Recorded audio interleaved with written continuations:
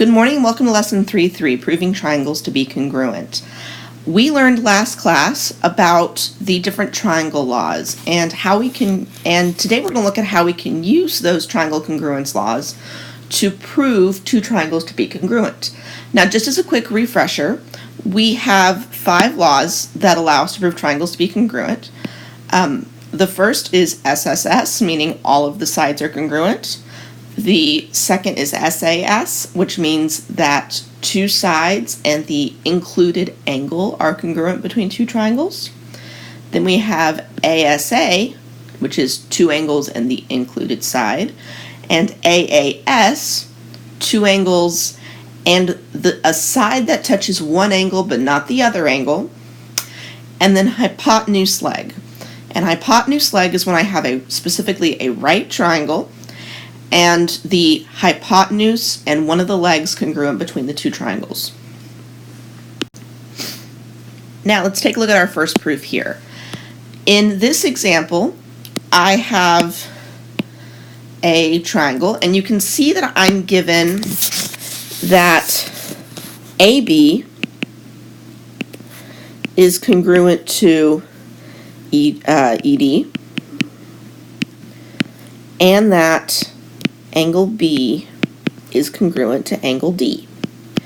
Now, looking at this diagram, I'm going to look and see if there's something else I could add so that I have a minimum of 3 things that are congruent between the two triangles. And looking right here, I have a pair of vertical angles. This angle and this angle are congruent because they're vertical. So I'm going to use that in my proof. So let's take a look. I am going to write statement and reason, and I'm going to write down my givens. AB is congruent to ED, and angle B is congruent to angle D, which is given. Now, I'm going to talk about that vertical angle that I found.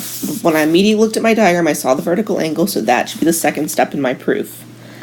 Angle BCA is congruent to angle DCE by the vertical angles theorem.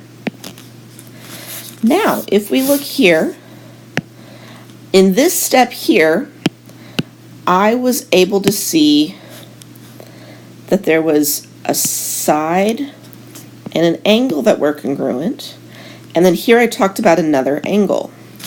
So here I had in my diagram an S, an A, and an A.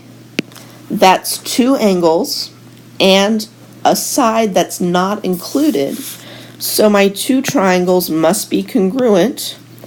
Triangle ABC must be congruent to triangle BDC by the AAS postulate. All right, let's take a look at this proof now. Here I'm given that GI is the perpendicular bisector of FH. So if GI, don't look upside down. If GI is the perpendicular bisector of FH, then that's perpendicular and those 2 sides are congruent. I can also see that there is a shared side, and shared sides have to be congruent because it's the same on both triangles.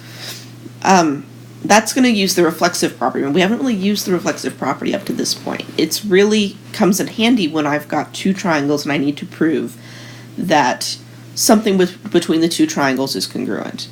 Then I've got this 90-degree angle here, which is going to be the same for both, which 90-degree angles are all congruent, so there's a common angle. So let's take a look at the proof. So I start off with my given. GI is the perpendicular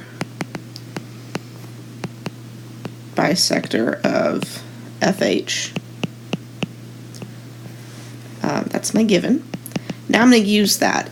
The fact that it's perpendicular means that the measure of angle GIF equals 90 degrees, and the measure of angle GIH also equals 90 degrees by the definition of perpendicular. So I then know that angle GIF is congruent to angle GIH because all right angles are congruent.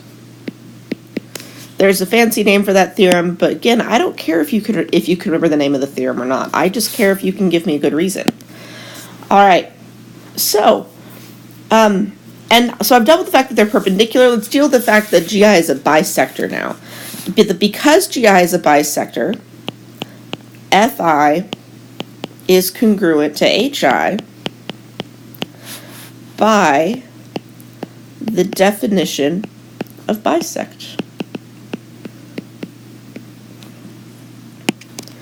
So, I have so far proven an angle and a side to be congruent. Now I need one more thing. I'm going to use the fact that GI is congruent to itself to get my third side. GI is congruent to GI because it's a shared side. We say that that's true by the reflexive property. Finally get to use that property. And that gets me a third piece, which means I can now say that triangle FIG is congruent to triangle HIG by SAS, SAS, because I have two sides in an angle where the angle is included between the two sides. Okay, let's take a look at this proof. In this proof, I have that L is the midpoint of JN, which means that this will end up being congruent to this by the definition of midpoint. I know that angle KJL is congruent to angle MLN. Notice that's congruent, not right, so don't think that that's a right angle. Don't treat it like that. And I know that KL is parallel to MN. Now, I love having parallel angles in a proof, or parallel lines in a proof, because it means I can find congruent angles. I'm going to end up using my alternate interior angles theorem to be able to show that something between these two triangles is congruent. Now, in order to do that, it has to be a pair of parallel lines and a shared transversal. Line JN touches both triangles, so I can show that this angle and this angle are congruent by corresponding angles theorem.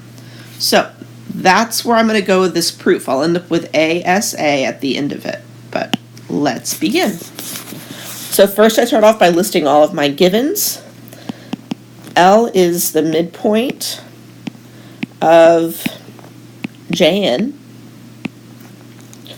and I'm going to go ahead and use that before I list my other givens. I'm going to split my givens for once. I never do that, but, let's do it. Because L is the midpoint of JN, I know that JL is congruent to LN by the definition of midpoint.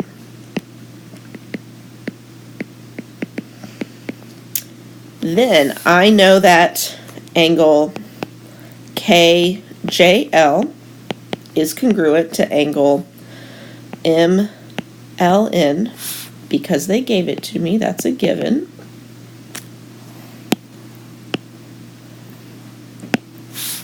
And then I know that KL is parallel to MN. Again, that's another given. Now I'm going to use my last given, the parallel lines, to show that angle KLJ is congruent to angle MNL by the converse of the corresponding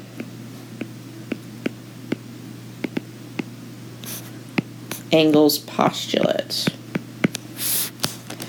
So at this point, I've proven an angle. There's a side. I've proven an angle. I have enough information to show whether or not the triangles are congruent. I can say that triangle KJL is congruent to triangle MLN by the ASA postulate, because I have two angles and the side included between them. It touches both of the angles. All right, this section, I want us just to focus on overlapping triangles and looking to see what happens when we have two triangles that overlap and what they share and have in common. Basically, it's all about where could I use the reflexive property. So, looking at this first triangle here, I have two triangles that are touching. I'm going to redraw them so they're no longer touching. Here I've got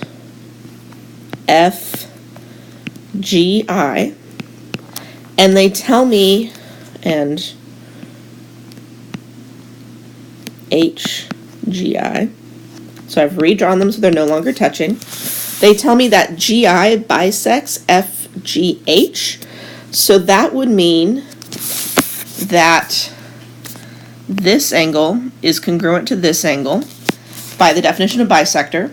They tell me that FH is congruent to GH, so this side would be congruent to this side. But now I need to see what they have in common. What they have in common is GI. So they would both have down here GI. That's the thing that they share. So this guy we would end up proving by SAS, S-A-S. Okay, let's take a look at the next one. Here I have two overlapping triangles. My first one would draw like this, the other one would draw like this. And the points are O, P, and Q. And then on this triangle, it would be P, Q, R. Now let's look and see what they give me. They tell me that R is congruent to P, or R, that should be R is congruent to O. Sorry guys, that's a typo. R is congruent to O, which down here would mark like that. Then they tell me that angle PQO is congruent to angle RPQ, so those itty bitty angles there are congruent. And now I look for the thing that they share. Here they share a side. If you look here, this PQ ends up being on both the triangles. It's here and here. So the shared side is PQ, and then looking at my pattern, I have an angle, and a side, but the side only touches one of the angles, so this is, I'd prove by AAS. And last but not least, let's take a look at this guy. I'm going to draw him out. He draws kind of funny. I like this one a lot. So my first, that's really bad, sorry guys. My first triangle is VWT, and then my second triangle is down here, UXT. And I now am going to label what they give me. They tell me that UT, that's that really long segment here, is congruent to VT, the really long segment here, and that angle U is congruent to angle V here, so I know that this is congruent to this. And I'm now looking for the thing they have in common. They actually both have angle T, right? They don't have a shared side, but they do have a shared angle in this case. So angle T is what they both have in common. I end up with ASA, where two sides in an angle where the side is included between the two angles, so I'd prove it by ASA.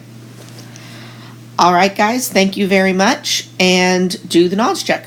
Thank you. Or not the knowledge check, do the homework. Thank you.